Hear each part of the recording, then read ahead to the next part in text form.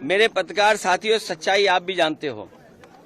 Bharatiya Janata party साजिश, चुनाव से पहले भारतीय जनता पार्टी षड्यंत्र करना चाहती है चुनाव से पहले, और उनका लक्ष्य पहले दिन से रहा है कि समाजवादियों को कैसे बदनाम किया जाए, और खास कर से के मुसलमानों को लेकर के उनकी जो सोच है वो अनडेमोक्रेटिक है, अनकॉन्स्टिट्यूशनल है। ये सोचिए, एक मुख्यमंत्री योगी,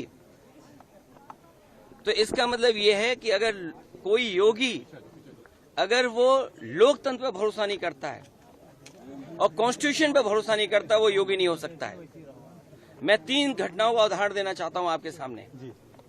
पहली घटना हाथरस, जिसमें एक साधु संत के कार्यक्रम के लिए परमिशन के लिए भारतीय जनता पार्टी के विधायक और नेताओं ने लिखा था, लेकिन जो प्रशासन को काम करना चाहिए था, जिस जिम्मेदारी से सुरक्षा और उन चीजों का इंतजाम करना था, वो नहीं किया, जिसका परिणाम ये हुआ कि बड़ी संख्या में लोगों की जान चली गई।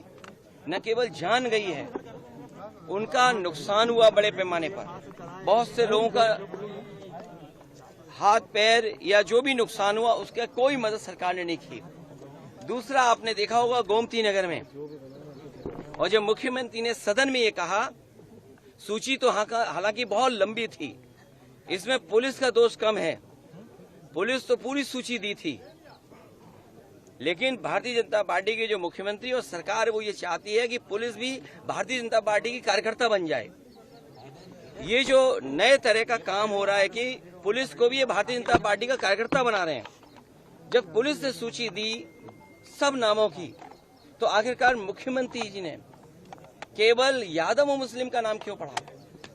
और सच्चाई पुलिस भी जानती है कि जिसमें कि यादव का जिसका नाम लिया है, सुनने में आ रहा है कि वो फुटिंग में नहीं था, जो कैमरे की जो तस्वीर है उसमें नहीं है, वो कैमरे में नहीं था, क्योंकि वो चाय पीने गया था और पुलिस को यादव मिल गया, इसलिए उसको जेल भेज दिया। मैं आपके सामने कहना चाहता हूं, ऐसे लोग जो कानून का उल्लंघन कर रहे हैं और भारतीय जनता पार्टी का कार्यकर्ता बनकर के काम कर रहे हैं, जब कभी भी सरकार आएगी, ऐसे अधिकारियों के खिलाफ भी कार्रवाई होगी।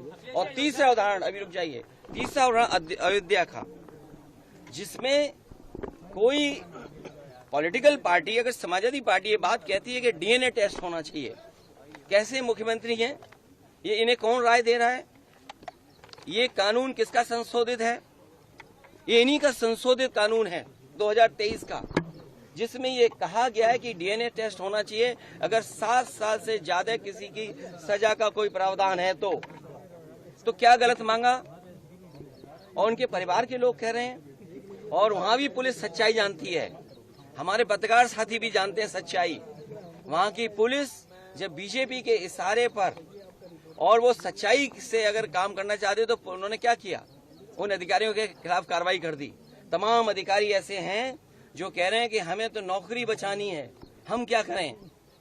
हम टेंशन में आ जाएं कि हम भी सर मार दें किसी आदमी के सर पे। आपने देखा नहीं बनारस में क्यूटो में क्या हुआ? अधिकारी पे इतना प्रेशर, इतना प्रेशर, इतना प्रेशर कि वो आकर के सर मार दिया उसके व्यापारी के। सोचिए आप, इसमें तमाम ऐसे लोग हैं, आप अकेले में बात करना कितने प्रेशर में जीवन जी रहे हैं।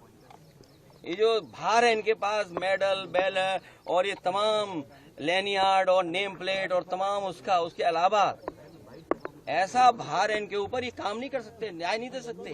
और उसका परिणाम ये हुआ कि भेदभाव कर रहे हैं, और ये भेदभाव इसलिए कर रहे हैं कि इनको हर जगह राजनीति दिखाई दे रही है, वोट दिखाई दे रहा है।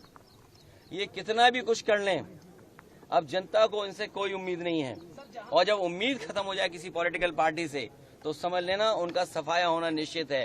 ये जो हारे हैं, इतना बुरा हारे हैं, जनता इससे भी बुरा इन्हें हराएगी, तभी इनका इलाज हो सकता है। नमस्कार, मैं हूं मानक गुप्ता। अगर आपको हमारा ये वीडियो पसंद आया हो तो इसे लाइक और शेयर जरूर करें, और हाँ, हमें सब्सक्राइब और फॉलो करना ना भूलें, ताकि आप देश और दुनिया की कोई खबर मिस ना करें। तो जुड़े रहिए हमारे साथ और देखते रहिए News 24।